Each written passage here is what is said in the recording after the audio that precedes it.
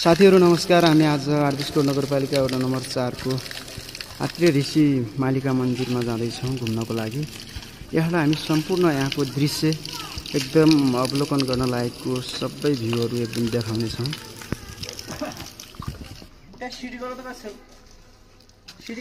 हामी करिब 500 भन्दा बढी सिडीहरु चढेर यहाँबाट त्यो मन्दिर मालिका मन्दिरमा पुग्ने छौँ। त्यहाँदेखि करिब आधा घण्टा हिँडेर सुम्पे रानीवनमा हामी जाने छौँ।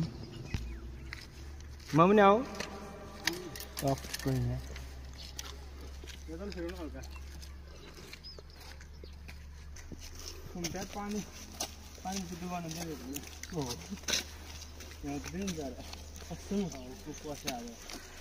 आज शनिबारको दिनमा हामी आफ्नै एकदम नजिकको पर्यटकीय स्थलमा घुमघामको लागि जाँदैछौँ। हाम्रो सरले हातमा के समात्नु भएको छ?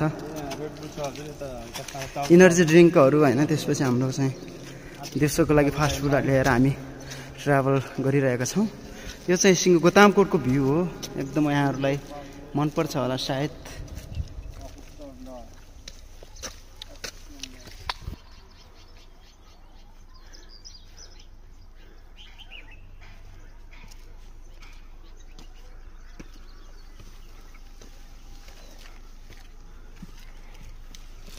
हाम्रो जनबहादुर सरहरू कता हो? हामी चाहिँ अब मालिका मन्दिरमा जाँदैछौँ। एकदम आरबिसकोट नगरपालिकाको निकै नै रमणीय स्थल, पर्यटकीय स्थल, हाम्रै स्थानीय स्तरमा रहेको देवकोटा धार्मिक स्थलमा हामी प्रवेश गर्न गइरहेका छौँ। तसर्थ यो क्षेत्रलाई हामीले यति धेरै सिडी कसरी चढ्ने होला? मलाई त एकदम गाह्रो लागिसक्यो साथीहरू। है सिडीहरू धेरै छ।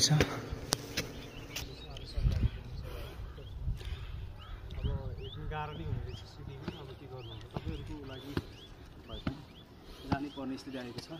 हजुर, त्यही भएर अब यो नयाँ ठाउँ पनि लागिरहेको।